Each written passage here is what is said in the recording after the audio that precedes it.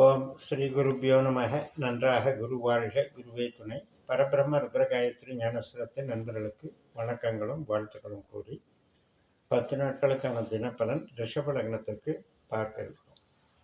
அதாவது ஜூன் மாதம் 2ஆம் தேதி முதல் ஜூன் மாதம் 11ஆம் தேதி வரை இடையில் சில நாட்கள் நம்ம வீடியோ பண்ண முடியல. நான் யூஎஸ் வந்திருக்கிறதுனால இனி தொடர்ந்து பதிவுகளை போடுறேன். இப்போ இந்த ஜூன் 2ஆம் தேதி திங்கட்கிழமை மக நட்சத்திரம். இந்த கேதுனுடைய நட்சத்திரம் நமக்கு 4ஆம் இடத்துல சந்திரன் போகிறதும், கேது அதுவும் 4ஆம் இடத்துல இருக்கிறதும் நமக்கு மிகப்பெரிய மாற்றத்துக்கு. எப்படிப்பட்ட மாற்றம் அப்படின்னா, சிந்தனை, செயல்பாடு, நம்முடைய ஈடுபாடு, ஏதாவது ஒரு விஷயத்தை டெவலப் பண்ணி செய்யலாம் அப்படிங்கிற யோசனை தோணும். ஏன்னா மனோகாரகன் அவர் கேதுனுடைய ஒரு ஆதிக்கத்தில் இருக்கும் பொழுது, கேதுவும் சூரியனுடைய ஆதிக்கத்தில் இருக்கும் பொழுது நமக்கு திறமைகளை வெளிப்படுத்துவதற்கு நல்லாயிருக்கும். மறுநாள் ஜூன் 3ஆம் தேதி செவ்வாய்க்கிழமை பூரம் நட்சத்திரம். இது சுக்கிரனுடைய நட்சத்திரம்.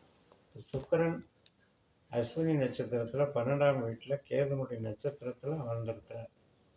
அதனால் இதுவும் நல்ல ஒரு அமைப்பு தான்.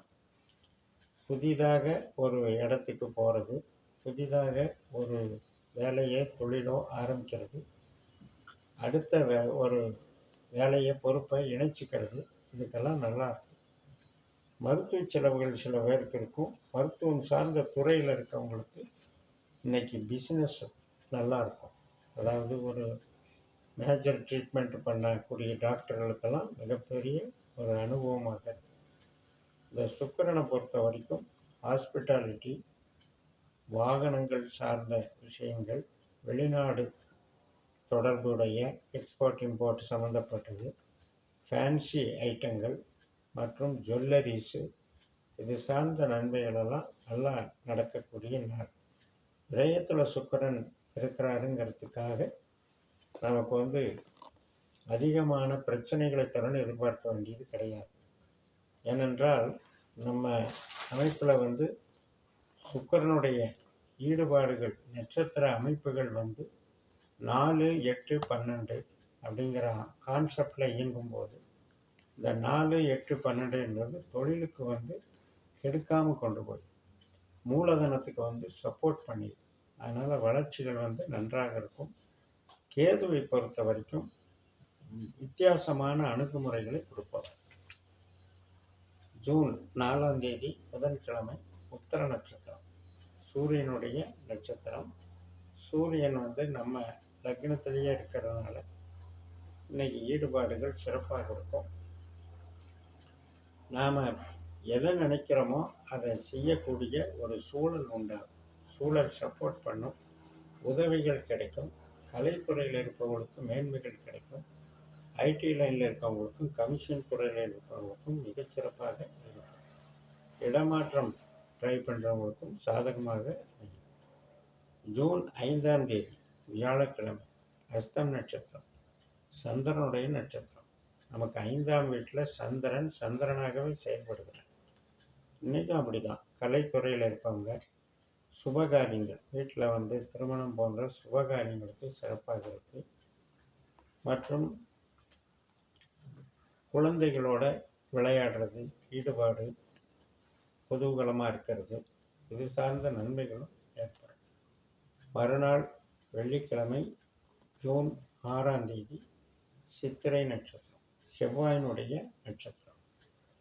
இப்போ இந்த செவ்வாய் நமக்கு 8ஆம் இடம் 12ஆம் இடம் தொடர்பில்லாமல் இருந்தால் மிகப்பெரிய நன்மைகளை செய்யப்படும். இப்போ அவர் சிம்ம ராசிக்கு மாறிடுறார். மகம் நட்சத்திரத்துக்கு செவ்வாய் மாறிடுறார். அப்போ கேதுவை போல செயல்படக்கூடிய செவ்வாயாக இருக்கிறார். அதனால் மிகச்சிறப்பான நன்மைகள் நடைபெறக்கூடிய நல்ல நாள்.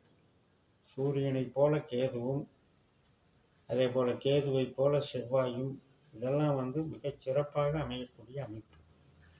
ரிஷப லக்னத்திற்கு ரியல் எஸ்டேட் சம்பந்தப்பட்ட ஒரு காரியங்களுக்கெல்லாம் வளர்ச்சிகள் தரக்கூடிய நல்ல நாளாக இருக்கிறது.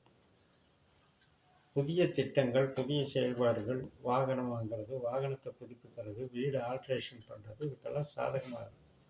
ஜூன் 7ஆம் தேதி சனிக்கிழமை சுவாதி நட்சத்திரம், துலா ராசியில் இருக்கிற ராகுனுடைய நட்சத்திரம். இப்போ ராகுவை பொறுத்த வரைக்கும் தொழில் பலத்தை கொடுக்குறாரு, வாகன சுகத்தை கொடுக்குறாரு.